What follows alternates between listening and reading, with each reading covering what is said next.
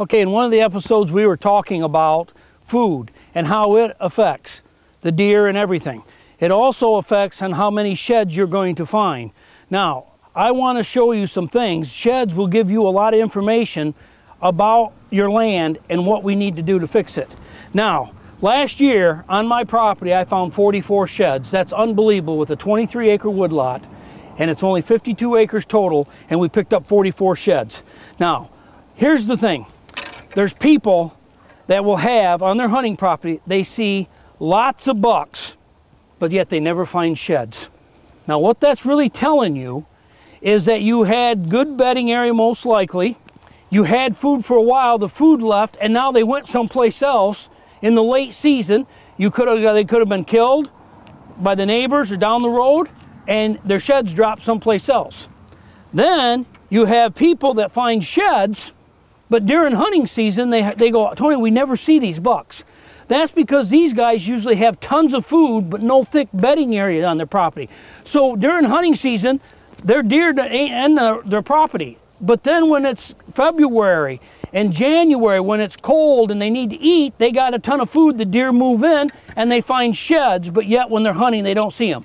The key is, like my property, is you have lots of bucks moving every day in your stay-in locations. When you're hunting, you just can't believe all the deer you're seeing. And then that early spring, you walk your land and pick up 44 sheds. That is impressive. Now guys, not all sheds are big. I find sheds like this, and I am telling you, anybody that shed hunts knows what I'm saying. This is like finding a morel. It's exciting no matter what the size is, okay? But we're all really looking for something like this. And when you go and see a set of these laying out there like this, when you walk into one of your food plots or your bedding area, you can't get over there fast enough. You're like a little kid again. And this is what we're after. So guys, you got to think about, are you finding sheds? If you're not finding sheds, is it because of food? Is it a food and bedding combination? But there's a reason why you don't find sheds. And you can never be a great hunting property until you have great deer movement, bucks all hunting season, and then pick up sheds. That means you're controlling it. Tony, when's the best time to look for sheds? Really, the best time is usually in March. Okay, now you can find some in February, and you may even find some in January. Usually if you find it in January, the buck did a ton of breeding, he could be injured, or he's sick, and he's hurting, so he drops these off. But normally speaking, it's usually in March where we pick up the bulk of the sheds. Now I'd like to show you something that is impressive. This buck, this shed here is from 2000. I called him Limper. He was in the 160s. Now, I got both sides, okay? I killed him the following year.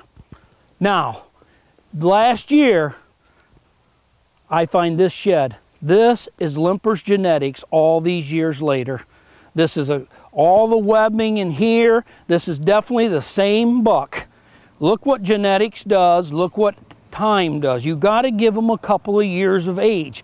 And can you imagine, this is only a 1.5 year old buck, and he's a perfect 10. I've seen him all the time. Both sides are matched. I only found the one. But both sides, a 1.5 year old 10. And in a couple of years now, he's going to be just like this guy. So guys, sometimes we got to let him go if you want a big buck. And so that's what I'm talking about. Sheds and genetics, food, all these play a factor in a deer management. Tony, is it good enough just to go get some of the latest gadgets that are out there, or do you really need to make a habitat change to change your hunting environment? At the deer shows every year, I'm sitting behind a booth and I do seminars, and you guys know that, and I'm talking to people. And I'll see a guy walking by with a bag, and I go, is that your strategy for this year, your new strategy? And he's, yeah, and he opens up the bag and he shows me some $20 gadget. Now, it ain't that the gadget may not work, but if he don't have deer on his property in November because he has no bedding area, the gadget ain't gonna help him. Gadgets and trinkets do not fix the big picture. If you have the big picture right, and you got food, bedding, and you got everything done the right way, you don't need gadgets at all, because the deer want to be underneath your stand. Most gadgets, you're trying to bring a deer to a spot he didn't want to be. Now, he ain't the same animal. He's alert, he's nervous, and he's already all wired up. Guys, it's so much better to set the property up and let the deer naturally come to your stand because it's where he wants to be. That's what we take great pride in doing on a person's property. I'm Tony Lapratt, giving you tips on sheds from Ultimate Land Management and for the Q1 Buck Pole.